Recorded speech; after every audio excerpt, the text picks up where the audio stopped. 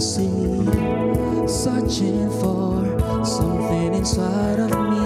I will find all the love pieces I am feel deep and real. I was blind but now I see. You're the one. You're the one. I can't live without you. Take me to your place where our hearts belong together. I will follow you, 'cause you're the reason that I breathe. I'll come running to you. Fill me with your love together. Promise you one thing, that I'll never let you go, 'cause you are my everything.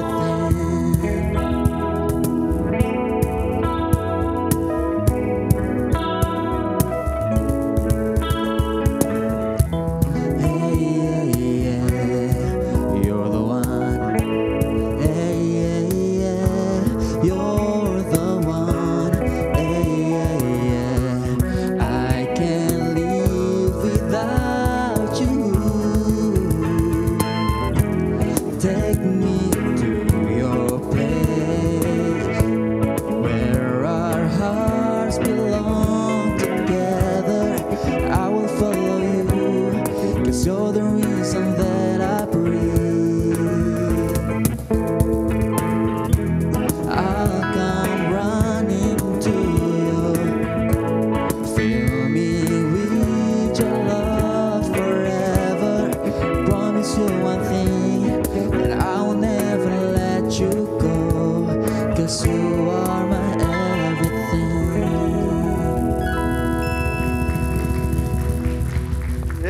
You Are My Everything. Boleh saya minta tepuk tangan lagi untuk teman-teman dari Gamma Band _UKM. Betul ya?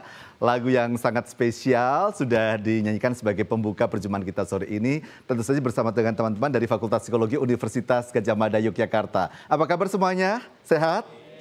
Sehat ya. Saya penasaran dengan teman-teman yang ada di sini. Saya mau cek dulu, apakah ada yang di studio yang tidak memiliki akun media sosial? Boleh angkat tangan. Oh tidak ada, semuanya punya. Ada yang pernah beli follower? Oh ada? Oh ada. Oke, yang pernah beli like ada? Oh nggak ada. Oke, jadi semua followernya organik. Kalau posting like-nya juga organik dari followernya gitu ya. Kenapa ini saya tanyakan? Karena ada fenomena yang menarik nih pemirsa. Kadang-kadang kalau kita melihat di media sosial sebenarnya ada dua sisi ya. Kita bisa menemukan hal positif, tapi juga ada hal yang bisa membuat kita menjadi resah gitu. Follower sedikit jadi bingung, akhirnya beli follower. Sampai ada jasa ya kan, jual beli follower. Posting like-nya sedikit, tiba-tiba kita merasa hidup kita tidak berarti. Padahal sebenarnya kalau dipikir kayak simple gitu, cuma masalah like. Tapi kenapa bisa sampai merusak kesehatan mental kita? Nah, pastikan Anda tidak beranjak kemana-mana karena selama kurang lebih 1 jam kita akan membahas topik yang sangat spesial yang kita harapkan bisa memberikan insight bukan hanya untuk teman-teman muda, tapi juga untuk orang-orang dewasa yang nantinya bisa mengedukasi remaja yang ada di sekitarnya. Ya, kalau begitu langsung saja kita memulai perbincangan kita sore hari ini di sebuah obrolan yang sangat istimewa karena hidup menawarkan opsi, obrolan psikologi. Boleh kita berikan tepuk tangan? Baik, tema kita hari ini adalah double tap, double pressure, remaja di antara realita dan dunia maya. Nah, kita akan langsung saja bertemu dengan narasumber sore hari ini. Ada Mbak Aisyah Sekar Lazuardini Rahmani, SPSI, MPSI Psikolog, dosen psikologi Universitas Gadjah Mada. Boleh kita berikan tepuk tangan? Baik, Mbak Sasha boleh bergabung bersama saya di sini. Silahkan. Oke, yuk kita duduk.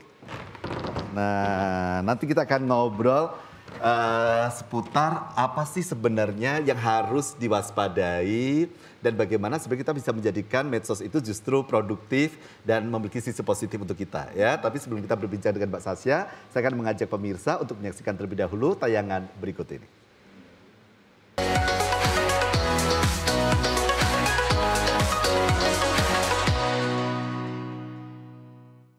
Like, share, repost. Satu sentuhan jempol, satu dorongan ekspektasi. Bagi remaja hari ini, media sosial bukan lagi hiburan, tapi panggung eksistensi. Fenomena eksistensi diri di media sosial, khususnya bagi para remaja, kian mengkhawatirkan. Mereka bahkan tidak bisa membedakan mana dunia maya dan mana dunia nyata. Anak Indonesia mengalami ketergantungan dan kebablasan dalam bermedia sosial. Pada era digital saat ini, remaja merupakan salah satu kelompok yang paling aktif dalam memanfaatkan media sosial. Data menunjukkan bahwa sebanyak 90% remaja yang duduk di sekolah menengah atas di Indonesia menggunakan internet untuk mengakses media sosial. Meskipun media sosial memberikan kemudahan bagi remaja untuk tetap terkoneksi dan mengekspresikan diri di ruang digital, namun tidak dapat dipungkiri bahwa terdapat sisi lain yang perlu diwaspadai. Penggunaan media sosial dapat memicu munculnya perilaku perbandingan sosial atau kecenderungan membandingkan diri dengan orang lain, bahkan berdampak pada ketidakpuasan terhadap citra tubuh. Tekanan untuk terlihat sempurna di dunia maya dapat beresiko terhadap hilangnya rasa percaya diri, meningkatkan stres, bahkan menimbulkan kecemasan.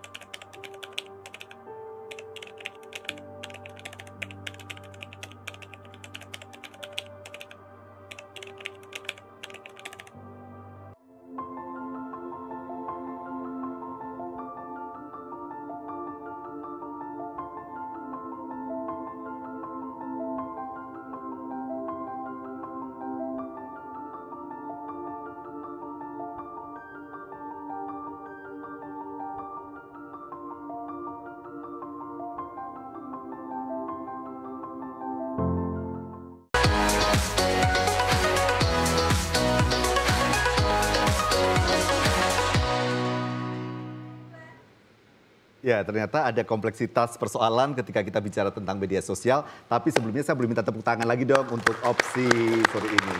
Ya, ada tentang eksistensi diri yang dikejar, tapi juga ada kemudian ketidakpuasan terhadap tadi misalnya citra diri, tubuh, perbandingan sosial. Ya, kemudian ada kemudian bahkan kesehatan mental sampai terganggu, kecemasan dan lain-lain. Tapi sebelum saya sampai ke topik kita, saya ingin tanya ke Mbak Sasya. Mbak Sasya punya media sosial juga kan? Iya, saya juga punya sosial media. Mulai bermedsos usia berapa kalau boleh tahu? Bermedsos mungkin SMP. SMP, berarti let's say taruh 13-an atau 12 tahunan gitu. Ya, betul. Okay. Dan Facebook dulu Facebook zamannya. ya. Artinya kalau Facebook masih generasi zaman sekarang lah, bukan Friendster. Ya, bukan. Ya, saya masih ada Friendster zaman dulu. Oke. Pada saat itu mungkin dibandingkan kalau sekarang kan Mbak Sasya udah tahu teori-teori dan mempraktekannya ya secara betul. psikologi. Ketika Mbak Sasya flashback nih ke zaman dulu gitu ya. Apa yang waktu itu Mbak Sasya menjadi motivasi menjadi punya media sosial? Oke, Mencari teman kah atau apa? Di zaman dulu ya mencari teman dan juga jadi sarana untuk update status gitu, update foto bersama teman-teman. Jadi lebih ke dokumentasi kehidupan pribadi sih sebenarnya. Oke, dan sampai sekarang masih menggunakan ya? Betul. Beralih ke Instagram juga, Iya. Twitter mungkin? Enggak? Punya tapi tidak digunakan sih. Pernah aktif pada masanya, tapi memang kalau sekarang lebih aktifnya di Instagram. Nah, kenapa ini saya tanyakan? Karena bisa jadi Mbak memang di usia-usia, kalau Mbak Sasya mungkin SMP ya, tapi bisa jadi zaman sekarang bahkan masih dalam kandungan udah dibuat di medsos sama orang Betul, tuanya. lahir juga. Lahir sudah langsung diposting gitu kan. Udah ada akun Instagramnya bahkan. Nah, jadi sebenarnya kesiapan seseorang punya media sosial tuh idealnya di usia berapa sih Mbak, kalau boleh tahu? Sebenarnya kalau siap atau enggaknya di usia berapa tidak ada batasan atau aturannya tersendiri. Hanya saja ketika lebih muda maka risiko yang akan muncul cenderung lebih banyak gitu. Karena kan perkembangan kognitif, perkembangan psikologisnya juga belum optimal lah mungkin kita bilangnya gitu. Jadi butuh pengawasan dari orang-orang dewasa di sekitar anak-anak dan remaja ketika mengakses sosial media itu. Oke, apa dampaknya ketika tadi kecerdasan mentalnya, kognitifnya itu belum terbentuk? Yang terjadi apa pada remaja? Jadi lebih banyak ya dengan fenomena terjadi sekarang, mereka akan menangkap informasi itu secara mentah-mentah. Oke. Gitu. Kalau misalnya mungkin ini juga dirasakan oleh orang dewasa ya, tapi apalagi di anak remaja gitu. Jadi di orang dewasa pun kita masih menangkap banyak informasi secara mentah, wah teman aku sukses nih, gitu. Kok aku sekarang masih kayak gini-gini aja. Nah itu juga terjadi dan lebih terasa di remaja karena mereka belum secara matang memproses informasi. Wah ternyata kalau jadi YouTuber bisa menghasilkan uang secara mudah gitu ya, dan cepat. gitu. Bahkan sekarang anak-anak SD, SMP kalau ditanya cita-citanya jadi YouTuber. Betul. Jadi karena mereka menangkap bahwa oh jadi YouTuber tuh cepet kaya, karena ya itu yang dilihat di sosial media. Sedangkan kalau kita sudah lebih dewasa kan kita bisa lihat, oh ya itu prosesnya nggak semudah itu tuh. Ada proses di balik layarnya sehingga mereka bisa sesukses itu. Ya, artinya bahwa kita tidak bisa menafikan anak muda atau remaja pada khususnya dan bahkan anak-anak punya media sosial di era digital memang sesuatu yang sangat wajar gitu ya. Hanya kemudian perlu tadi ada pendampingan dari orang dewasa untuk dapat menjelaskan, melakukan kontrol bagaimana mereka berperilaku di media sosial. Tadi bagaimana cara pandang tadi ya anak-anak remaja itu berarti kan dipengaruhi bagaimana kematangan mereka yang memang belum utuh gitu. Seberapa membahayakan kondisi saat ini kalau dalam pandangan Mbak Sasya? Sekarang banyak berita juga ya yang menunjukkan ke teman-teman bahwa oh media sosial itu berbahaya bagi kesehatan mental. Ya sebenarnya dampaknya itu tidak secara langsung Mas Ferry. Gitu. Hanya saja ini bisa menjadi satu faktor risiko. Terutama apa kalau yang konten diakses itu tidak mengedukasi gitu. Sementara mereka belum terliterasi dengan baik. Betul gitu, karena peran dari orang tua juga tidak begitu memonitoring nih anaknya. Jadi yang ditonton tidak termanage dengan baik gitu. Jadi dampaknya misalnya tadi di cuplikan yang sebelumnya ya tentang perbandingan sosial.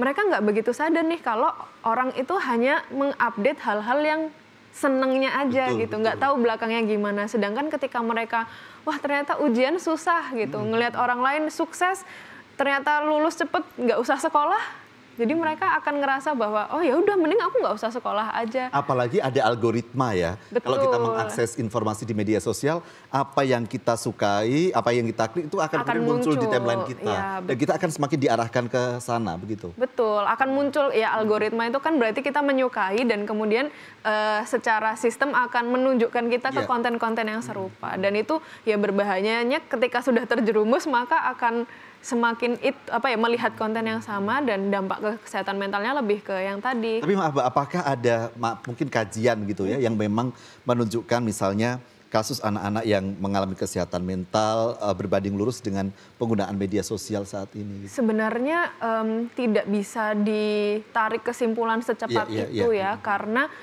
tadi seperti yang Mas Ferry sampaikan, kita di dunia yang sudah melek digital gitu. Sehingga kalau dilihat seperti peningkatan penggunaan sosial media akan meningkatkan masalah kesehatan mental juga bisa saja itu tidak secara langsung gitu. Namun dengan adanya, misalnya zaman dulu ya Mas Ferry, kita tuh melihat orang hanya di sekitar kita aja. Betul. Kalau sekarang kita di sosial media kita lihat orang yang bahkan kita nggak kenal. Tidak kenal, iya. Gitu. Yang mungkin ngomongnya juga nyakitin gitu, komen-komentar, ngasih like tapi komentarnya jahat gitu. Hate speech, hate speech yang bisa menyerang kita padahal kita nggak kenal gitu. Ya itu adalah risikonya. Jadi itu faktor risiko yang bisa mencetuskan masalah-masalah yang lebih parah sebenarnya lebih kayak gitu. Kalau secara psikologis Mbak, wajar nggak sih Mbak kalau orang itu kemudian merasa bahwa mengukur eksistensinya di media sosial gitu sampai harus berjuang untuk centang biru gitu kan. Kalau udah meskipun kalau kita bicara centang biru ini memang terverifikasi ibaratnya begitu ya, tapi dulu itu kan seolah-olah kalau kita sudah centang biru berarti keren gitu. Atau kemudian berjuang untuk dapat follower banyak. Itu secara psikologi melihat dari sisi perspektif itu wajar nggak manusia ingin mencapai hal seperti itu, pengakuan-pengakuan seperti itu? Sebenarnya manusiawi ya, kalau kayak kita pengen ada need for achievement gitu. Jadi kita pengen achieve sesuatu, tetapi ya perlu lebih realistis aja. Makanya kan di antara dunia maya dan realita gitu ya, bahwa ketika misalnya nih banyak influencer gitu ya, sekarang yang remaja memang mengedukasi konten-konten untuk anak seusianya. Nah itu Padahal kan belum matang juga betul mungkin. belum matang, tapi bisa saja kontennya itu sesuai, Sesuai dengan gitu. usia mereka gitu. Misalnya, oh gimana sih cara belajar? Oh, misalnya oke, kayak jadi gitu. malah justru menjadi positif ya. Betul. Nah nanti kita tahan dulu karena ada satu kalimat atau satu kata yang menarik tadi. Bagaimana kemudian kita melihat realitanya. Bahwa dunia maya tetaplah dunia maya, ada realita tempat kita berpijak dan tempat kita hidup secara utuh sebagai manusia. Temukan jawabannya sesaat lagi hanya di Opsi Obrolan Psikologi.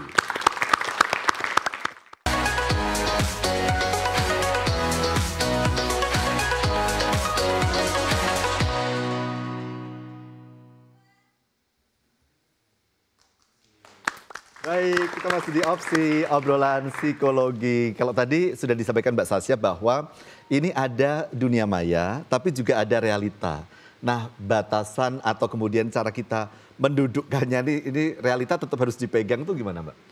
Oke, gimana realita harus tetap dipegang sebenarnya bisa dari kebiasaan-kebiasaan kecil. Mas Ferry dan teman-teman di TFR ini sini pasti sering melihat fenomena dan mungkin merasakan sendiri. Ketika kumpul sama teman, yang dipegang apa?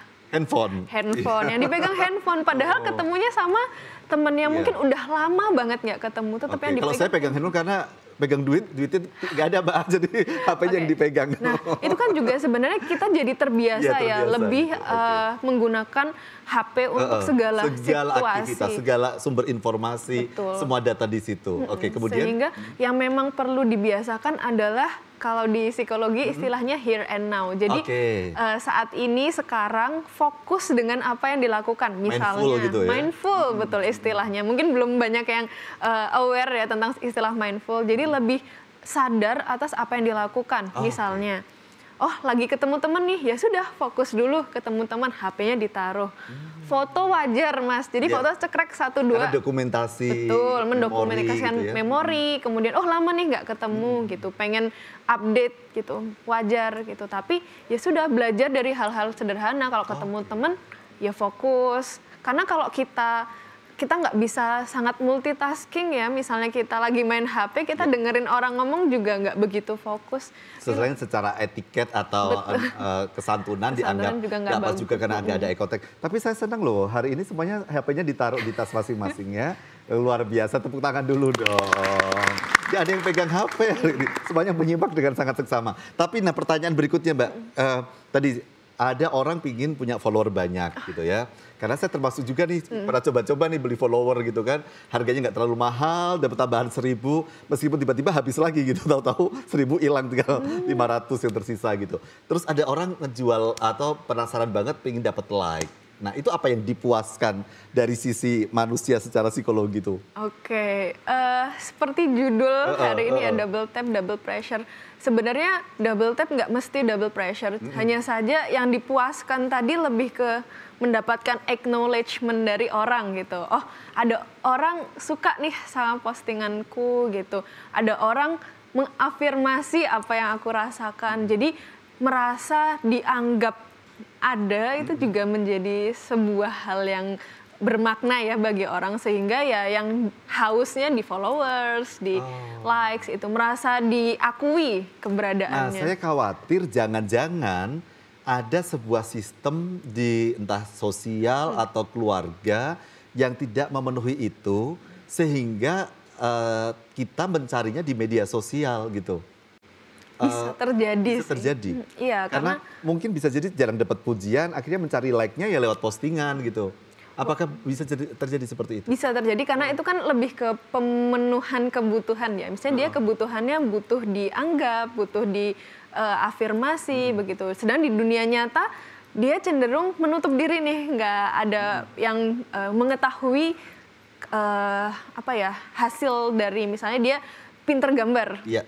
Orang-orang di dunia nyata nggak ada yang tahu dia pinter gambar, tapi Atau kalaupun dia pintar gambar jarang diapresiasi. nah betul, itu juga bisa. Dan kemudian ketika di-upload di sosial media, wah bagus banget nih gambarannya gitu. Jadi dia ngerasa, wah ada nih yang mengakui hasil karya aku. Nah itu bisa dari hal-hal yang sederhana Artinya sebenarnya. memang sebenarnya ini kan tantangan juga orang-orang dewasa ya. Betul. Untuk kemudian memberikan edukasi kepada adik-adik, remaja yang sudah pegang media sosial. Bahwa itu bisa memberikan stimulus positif gitu ya, tapi tidak boleh hidup bergantung di situ.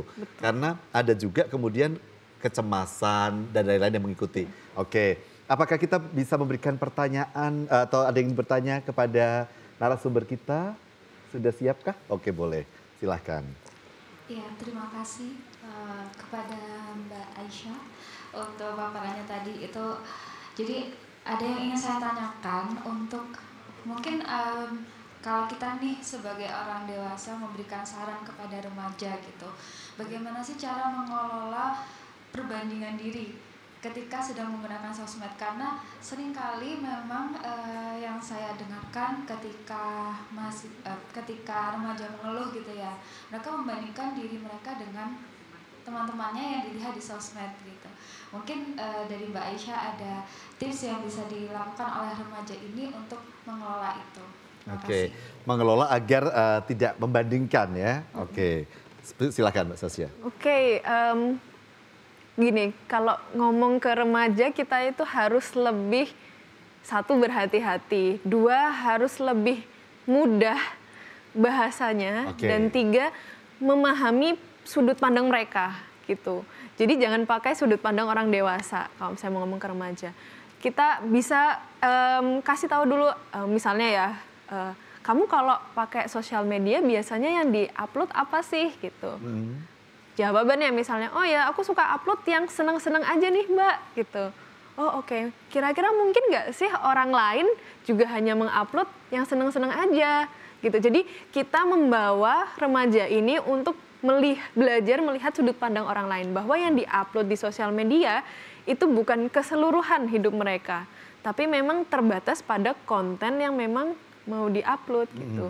Dan menyadarkan bahwa ya semua orang itu juga pasti ada susah-susahnya juga, hanya saja nggak di-upload di sosial media. Artinya memang perlu ketelatenan dari orang-orang dewasa sebenarnya. Iya. Dan masalahnya kadang-kadang begini juga nih Mbak, orang dewasanya sibuk dengan dirinya, akhirnya anak-anak ini dikasih HP gitu kan untuk meringankan tugas orang dewasa mengedukasi gitu ya. Nah gimana sih menjadi orang dewasa yang bijak biar sekeren Mbak Sasya gitu?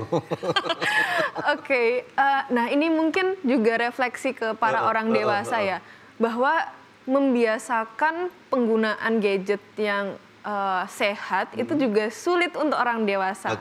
Apalagi untuk remaja yang mungkin kegiatannya itu hanya seputar sekolah, ekskul, yang mana lebih nggak begitu sibuk lah kalau kita bisa sebut seperti itu ya, nggak sesibuk orang dewasa. Jadi mencontohkan sih, ketika orang dewasa itu bisa memberikan contoh bahwa oh kalau lagi makan ya kita jangan sambil nonton kartun atau nonton video YouTube gitu.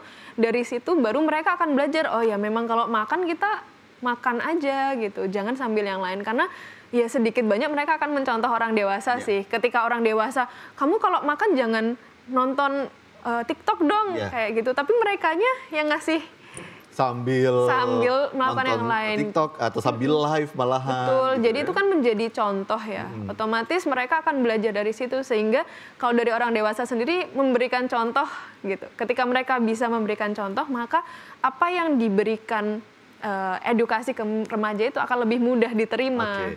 Kalau kita bicara judulnya double tap, double pressure, berarti ada tekanan gitu ya.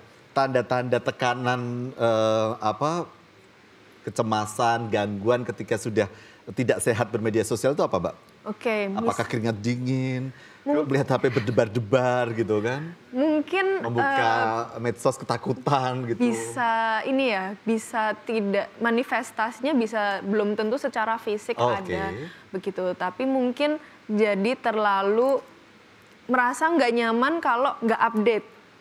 Oh, merasa tidak nyaman kalau tidak update. Ya, merasa tidak nyaman kalau tidak update. Dikit-dikit diupdate. Dikit-dikit diupdate, misalnya seperti itu. Atau segala perasaan yang dimiliki pengennya dicurahkan di sosial media. Kan berarti kita sudah ketergantungan gitu. Padahal mungkin nggak ada hal yang bisa lebih baik dari proses itu gitu. Atau misalnya kalau nggak megang HP mungkin rasanya ada yang kurang gitu. Rasanya kayak pengen membawa itu kemana-mana gitu. Ya mungkin hal-hal sederhana seperti itu juga bisa membuat itu sih contoh. Kalau misalnya begini, kita ada teman-teman remaja atau adik di rumah gitu ya. Kemudian ini kan tanda-tandanya nggak kelihatan gitu. Dia hanya di kamar mainan HP, kemudian kita bisa tahunya bahwa ini kayaknya udah mulai bahaya nih. Itu ada nggak ciri-ciri yang bisa terlihat mungkin dari statement-statement yang dikeluarkan atau perubahan perilaku gitu? Mungkin gini sih, kalau kuncinya adalah ketika orang dewasa pengen tahu bagaimana masalah yang dialami remaja, ya mereka harus lebih dekat gitu. Kemudian menerima dengan aman. Maksudnya adalah belum ngomong udah judging misalnya kayak gitu. Ya otomatis remaja akan mengurung diri nih di kamar dengan bermain asik, bermain gadget. Sehingga kita nggak akan tahu nih apa yang terjadi gitu. Nggak ada sesuatu yang instan, Mas Ferry. Jadi orang dewasa juga perlu melakukan usaha untuk semakin dekat ke adik mereka atau ke anak mereka untuk tahu sebenarnya apa yang terjadi. Baru bisa tahu, oh di sosial media mereka ngapain sih. Kalau misalnya nggak deket kan nggak akan tahu sedalam itu gitu. Ya, dan ini memang meskipun nampaknya sederhana tapi tidak bisa kita sederhanakan gitu ya. Kadang-kadang kita orang dewasa ini tadi judgement gitu ya.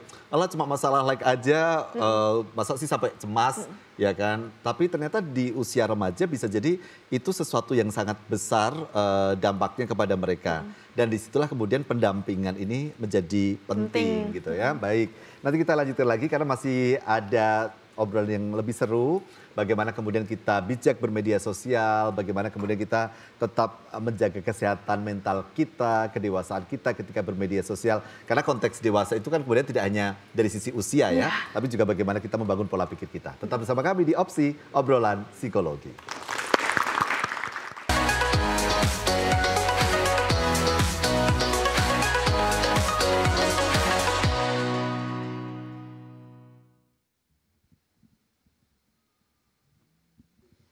I know your eyes in the morning sun. I feel you touch me in the pouring rain. And the moment that you wander far from me, wanna feel you in my arms again. When you come to me on a summer breeze, keep me warm in your love that you softly leave. It's me you need to show. How deep is your love? Is your love? How deep is your love? I really mean to learn. 'Cause we're living in the world of fools, breaking us down when they all should let us be. We belong to you and me. I believe in you. You know the door to my very soul. You're the light in my deepest, darkest hour. You're the savior when I fall. And you made of me that I care for you. When you know down inside that I really do.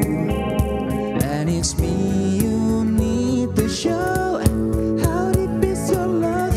Is your love? How deep is your love? I really mean to learn.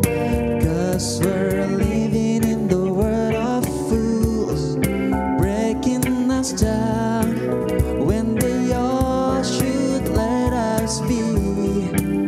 We belong to you and me. How Deep Is Your Love sudah dinyanyikan dengan sangat indah teman-teman dari Gamma Band UKM. Yang ingin bertanya di segmen ketiga ini silahkan. Oh boleh, sudah ada. Boleh kita berikan mikrofonnya sambil ya kita juga masih mengajak pemirsa untuk terus bergabung menyimak Opsi ya, silahkan. Oke, baik. Terima kasih sebelumnya Mbak Syasha atas paparan diskusinya ya yang cukup menarik. Karena kebetulan saya juga dekat dengan sosial media seperti itu. Dan juga kebetulan saya punya adik yang masih remaja seperti itu Mbak Syasha. Jadi mungkin menyambung dari diskusi tadi. Kalau tadi kan lebih dari sisi orang dewasa mengajak anak remaja seperti itu ya Mbak. Kalau mungkin ada nggak sih Mbak saran atau tips untuk anak remaja remajanya sendiri nih, bagaimana sih cara mereka agar mereka tuh lebih bijak gitu dalam bermedia sosial? Mungkin seperti itu Mbak, terima kasih. Dari sisi remajanya harus bagaimana gitu ya? Oke, Silakan, berarti Mbak ini Sasya. pesan-pesan untuk para remaja di Indonesia ya. Yang pertama sih lebih mengecek kembali ya, sosial media itu digunakan untuk apa gitu. Apakah kemudian mereka untuk menjadi orang lain atau untuk menjadi diri mereka sendiri. Sebenarnya kalau ditarik secara kesimpulan ya, sosial media tuh nggak buruk gitu. Tergantung, tapi tergantung gimana sih kalian itu memakai gitu. Sebagai remaja kan di sini banyak hal ya, lebih seru di sosial media gitu. Kayak kalau kalian komentar, orang nggak tahu nih kalian siapa gitu. Jadi hal-hal yang seperti itu perlu disadari lebih dalam gitu. Sebenarnya kalian ini bersosial media tujuannya untuk apa sih gitu. Apakah kemudian ada manfaatnya gitu, dan apakah itu baik gitu. Karena di sini kan sosial media itu memang seru, namun belum tentu baik gitu. Jadi disadari jangan sampai kemudian kalian menggunakan sosial media itu untuk menjadi orang lain. Gitu. Jadi untuk saran bagi para remaja ya silahkan digunakan, disadari sebenarnya digunakan sosial media itu untuk apa, dan sebaiknya digunakan ketika dibutuhkan saja gitu. Oke, Kalau ini lagi kata sama, kuncinya menarik, dibutuhkan saja. iya betul. Dan kalau misalnya lagi sama teman, mumpung ada temannya nih, gitu, banyaklah beraktivitas bersama teman-teman gitu. Karena masa remaja itu nggak bisa diulang ya kan? Benar.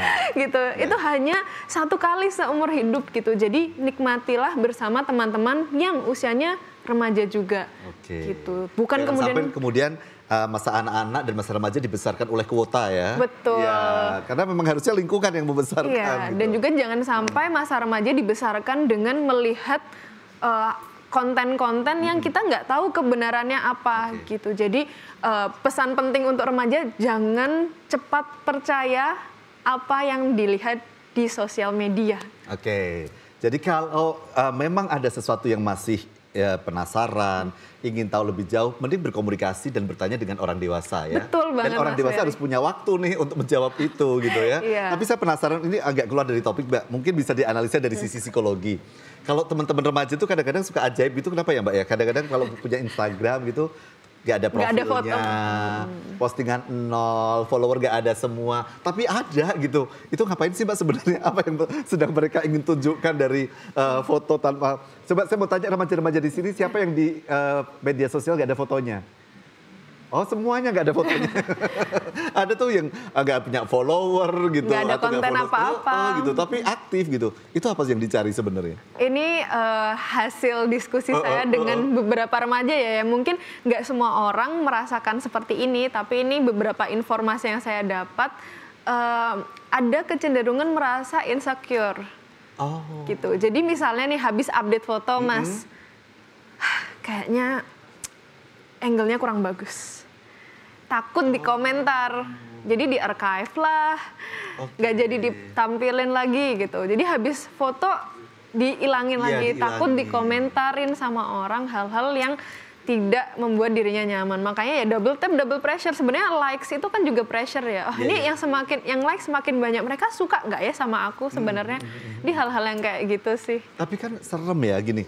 Serem itu maksud saya ini mengkhawatirkan gitu karena bayangkan di usia remaja yang harusnya persoalan-persoalannya relatif sederhana dalam tanda kutip, kemudian sudah disibukkan ditambah beban dengan rasa-rasa yang ini orang seneng nggak ya sama aku, angle-ku kurang bagus. Yang dulu di zaman saya remaja kayaknya itu nggak terjadi gitu. Ini kan perlu penanganan serius juga gitu Mbak. Jadi apa yang bisa dilakukan sebenarnya misalnya di Fakultas Psikologi gitu. Atau kita bergandengan tangan bersama-sama nih untuk kemudian membuat sebuah literasi gerakan yang baik gitu ya. Agar remaja-remaja kita dalam tanda kutip bisa diselamatkan gitu ya. Karena tadi medsos tidak salah gitu. Tapi kemudian memang butuh bertanya lagi, kenapa saya harus bermedsos, manfaatnya untuk saya apa gitu. Nah bagaimana ini menjadikan sebuah gerakan bersama Mbak Sasya? Oke, mungkin tadi mau flashback ke ucapan Mas Ferry bahwa dulu zaman remaja tidak terdampaknya seperti itu. Nah mungkin karena dulu responsnya itu langsung dari orang di sekitar kita. Dan misalnya yang respon orang tua atau teman dan kita menganggap, oh itu bukan misalnya bercanda Iya. gitu ya. Tapi kalau di sosial media kan kita nggak kenal, bisa Nggak lihat aja ekspresinya. nggak lihat ekspresinya, itu cuma typing. Misalnya teman-teman di sini ada orang typing oke, oke, wah ini typingnya sambil ceria nih. Iya, iya. Sedangkan ada orang typing OKE. Oke, wah dia Lagi bete. lagi gitu. bete nih. Padahal dia mungkin bukan seperti itu. Nah, makanya multi interpretasi itu kan bikin remaja tuh apa ya, salah menafsirkan Oke, itu sih. tapi ngomong-ngomong sebenarnya tuh sudah ada yang bertanya juga di Instagram. Kita coba lihat yuk pertanyaannya. Dari Tekad Wahyono, bagaimana mengelola teman di sosmed biar kita nggak ikutan FOMO, fear of missing out, biar nggak takut ketinggalan gitu. Gimana tuh caranya, Mbak Sasha? Oke, mungkin bukan temannya yang dikelola ya, gitu. Karena kita ya. tapi diri kita, karena gini, Oke. karena itu bukan bergantung sama orang lain sih. Orang lain tuh punya kehidupannya masing-masing dan kita punya kehidupan kita sendiri. Fear of missing out kan kayak kita takut ketinggalan zaman gitu. Kalau saya kasih tipsnya, fokus ke tujuan pribadi sih gitu. Kayak misalnya teman-teman sebenarnya tujuannya mau apa sih gitu. Apa yang dicita-citakan, apa yang diharapkan gitu. Terserah orang lain mau ke jalan yang mana, tapi kita on the track untuk tujuan kita. Saya sering kasih saran ya ke mahasiswa ataupun ke remaja-remaja di sekitar saya. Kalau misalnya kalian mau ke mall gitu, ternyata yang satu mau ke mall A, yang satu mau ke mall B.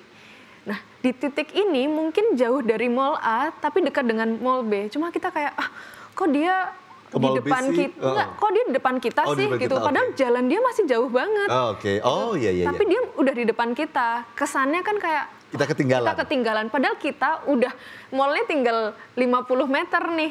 Gitu. Tapi karena ukurannya adalah ini di depan kita ngerasa di belakangnya. Betul, karena ukurannya adalah teman itu, maka kita rasa kita di belakangnya. Padahal teman itu tujuannya masih jauh banget. Gitu. Sedangkan kita tujuannya udah di depan mata dan itu lebih dekat. Gitu. Makanya saya bilang tadi, fokus aja ke tujuan kita tuh mau seperti apa. Kita menggunakan sosmed itu untuk apa. FOMO itu kan sebenarnya dari diri kita sendiri, makanya dikelola adalah diri kita. Gitu. Jadi kalau misalnya ada orang yang, saya kayaknya kalau ngelihat teman saya ini saya jadi dalam tanda kutip tuh kemerungsung gitu ya, atau kemudian saya jadi kayak lebih tidak tenang, saya mute deh statusnya, saya nggak mau lihat dia gitu, itu boleh, itu bagian dari manajemen diri. Iya, itu bagian dari manajemen diri, tapi juga perlu direfleksikan sebenarnya apakah di mute itu sudah mengelola masalah kita atau sebenarnya itu cuma nutupin masalah aja, tapi masalahnya tetap ada di situ. Ya, baik, kita ke pertanyaan berikutnya. Ada berikutnya dari ya. Ini pasti remaja nih ya kan. Kalau tadi kan namanya jelas ini ya. Oke. ZZYVVA09. Ya. Bagaimana cara kita mengatur waktu bermain medsos yang baik? Oke. Nah, sebenarnya definisi dari media sosial itu kan sekarang macam-macam ya. Bisa aja kita nonton drama dari media sosial. Jadi bagaimana cara mengatur waktu bermain, ya kita lebih aware aja sebenarnya kita tuh siapa. Misalnya kita siswa, oh berarti memang harus ngerjain PR dulu gitu. Mendahulukan hal-hal yang prioritas, baru kemudian menggunakan medsos sebagai media untuk hiburan aja sih. Oke, dan sebenarnya di beberapa medsos itu kan juga sudah ada ya Mbak ya, durasi waktu ya, kita bisa lihat ya, jadi sudah berapa lama spend waktu yang dihabiskan untuk bermedsos. Artinya kita harus punya kontrol itu gitu sebenarnya. Dan juga kan sebenarnya saya mau garis bawahi lagi sih bahwa media sosial itu nggak selalu buruk gitu. Kita juga bisa belajar misalnya bahkan kayak apa ya, belajar relaksasi gitu. Belajar gimana sih cara kita untuk mengetahui tentang informasi-informasi tertentu itu bisa lewat medsos. Bahkan teman-teman di sini nyari rekomendasi restoran kan bisa dari medsos juga. Jadi bagaimana cara, bukan hanya tentang durasi tapi pemanfaatan medsos itu sendiri gitu. Jadi yang di manage juga itunya. Oke, jadi bagaimana kemudian kita memilah, ini termasuk kedewasaan untuk, kita kan sering mendengar ya, saring dulu sebelum sharing. Tapi kadang-kadang karena tadi kita tidak mau menjadi orang yang nampak ketinggalan, belum tahu akuratnya informasi itu, kemudian langsung di-sharing saja gitu ya. Nah ini juga salah satu tantangan kita ya. Baik, kita akan lanjutkan lagi pemirsa untuk mengajak Anda merefleksikan bagaimana sebenarnya kita bermedia sosial agar tetap bisa menjaga kesehatan mental kita. Karena ini saya rasa bukan isu untuk remaja saja, tapi juga orang-orang dewasa, bahkan ini juga refleksi untuk saya ya. Tetap bersama kami di Opsi, obrolan psikologi.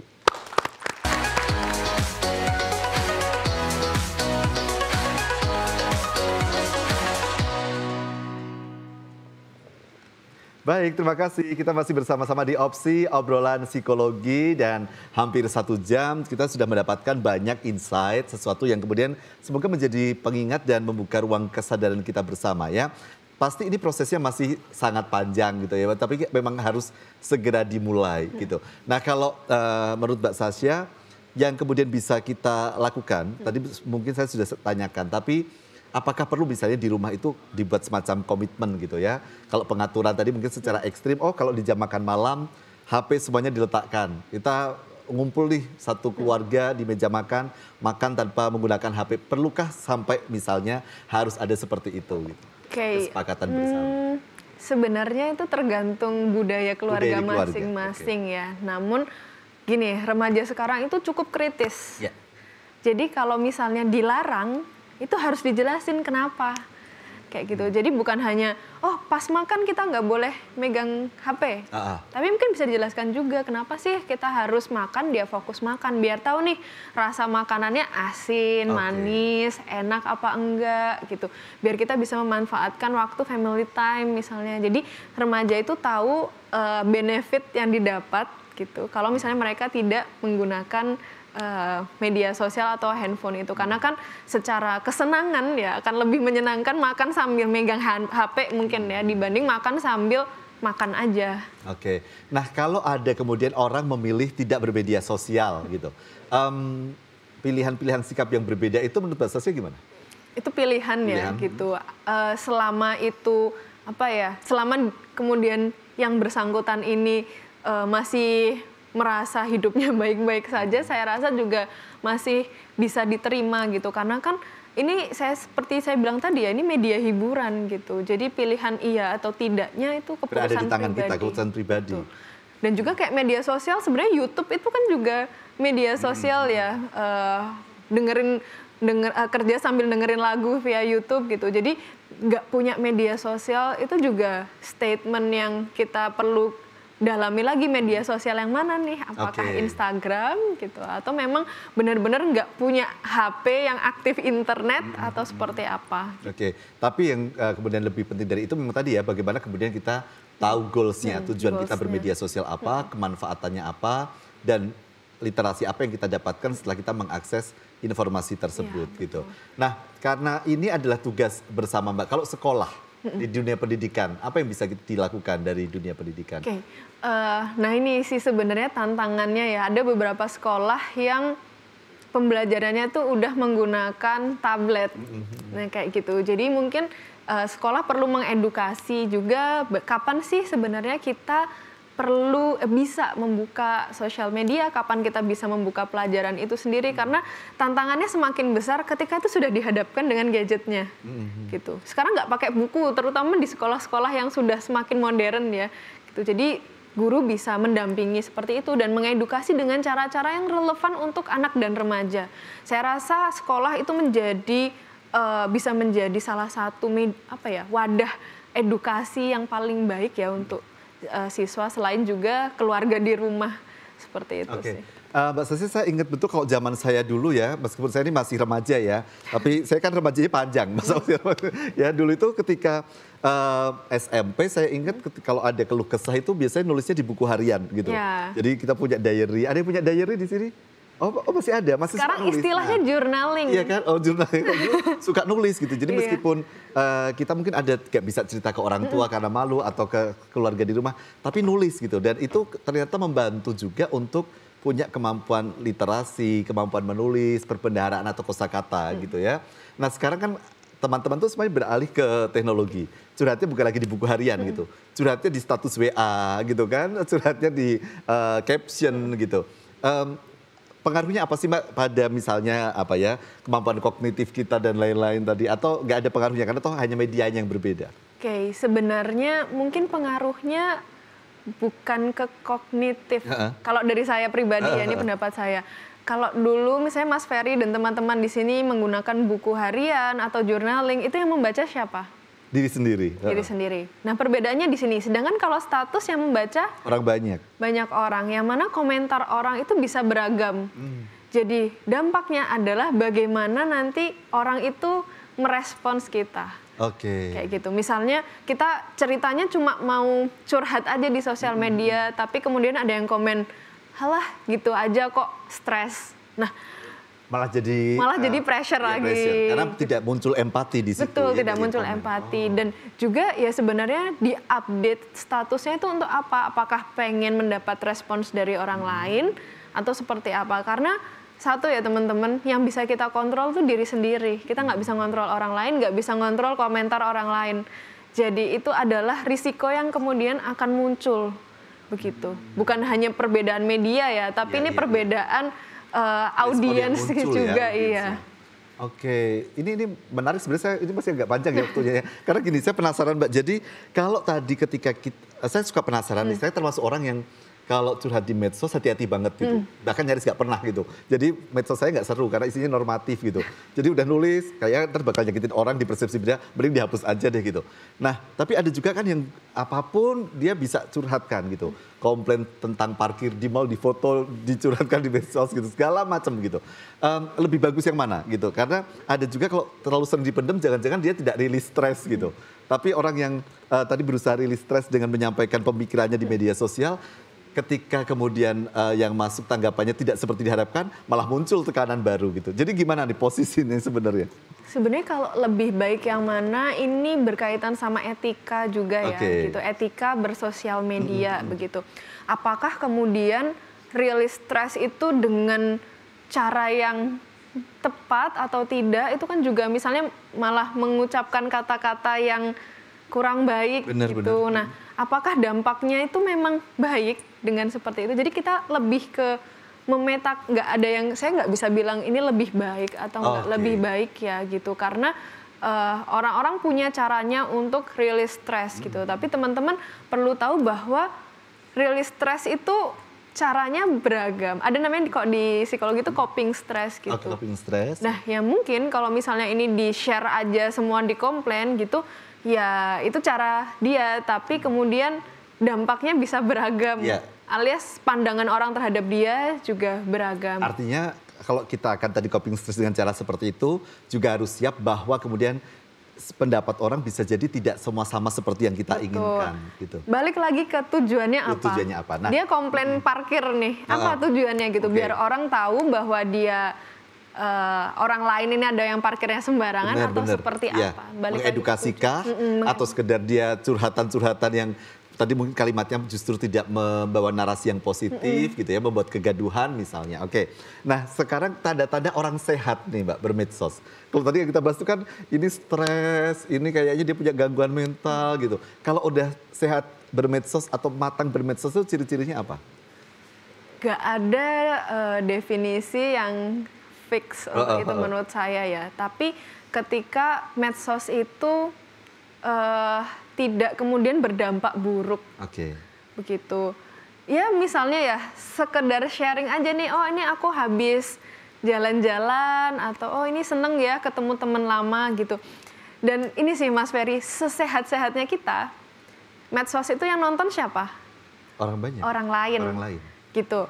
Jadi kadang-kadang nih konten-konten liburan, kita sharing liburan aja, orang tuh bisa komentar, halah pamer. Jadi sebenarnya sehat itu definisinya apa juga bisa sehat menurut saya, sehat menurut Anda gitu. Jadi perlu dijaga saja sih, kira-kira ini temennya siapa sih, apakah teman-teman deket gitu. Konten apa sih, apakah cukup kita ngefoto untuk dokumentasi pribadi atau harus di-share. Baik, jadi secara singkat nih Mbak, apa yang mau disampaikan kepada pemirsa kita sebagai pengingat gitu yang bisa di-highlight?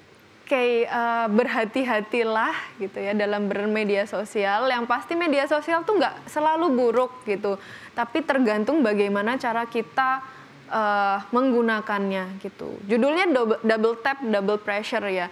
harapannya sebenarnya double tap itu menjadi kekuatan, bukan menjadi tekanan gitu. Jadi gunakanlah sosial media sesuai dengan porsi dan tujuan yang dirasa produktif. Okay. Gitu. Baik, dan mungkin yang perlu menjadi pengingat memang media sosial itu seperti rimba gitu ya, hutan rimba raya gitu. Kita bisa ketemu dengan banyak karakter manusia di sana. Jadi ketika sudah siap bermedsos, berarti kita harus siap juga menghadapi berbagai macam karakter. Berarti kitanya sendiri yang harus lebih bijaksana gitu ya. Mas Saskia, terima kasih sudah hadir di sini. Teman-teman semuanya terima kasih sudah hadir, sudah menyimak obrolan ini, termasuk Anda pemirsa yang sudah menyaksikan selama acara ini berlangsung. Dan pastikan untuk terus menyimak tayangan Opsi karena kita akan mengajak Anda untuk melihat banyak-banyak pilihan-pilihan positif di sekitar kita karena hidup selalu menawarkan opsi obrolan psikologi. Saya Firi Anggara, sampai jumpa.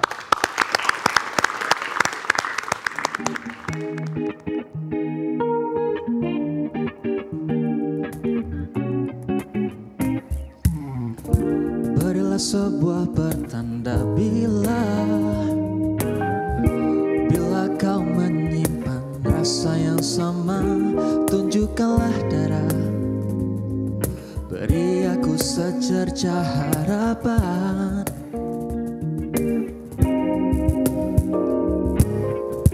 Genggam tanganku bila kau mau, pandang mataku bila kau ragu, agar aku tahu isi di balik hati lembutmu.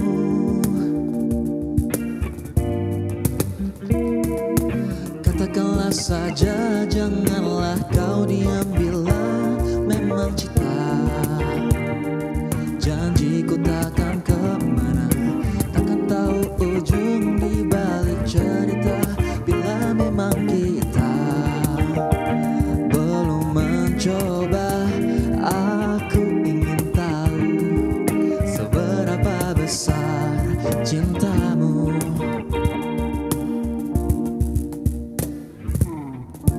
Pandang senyummu di kepala, tulus nan indah, tak ada duanya. Lalu ku bertanya, bisakah kita saling mencinta? Oh, katakanlah saja, janganlah kau diam bila memang kita. Janjiku takkan kemana, takkan pernah tahu ujung di balik cerita. Bila kita belum mencoba, aku ingin tahu seberapa besar cintamu. Katakanlah saja, janganlah kau diam bila memang cinta. Janjiku takkan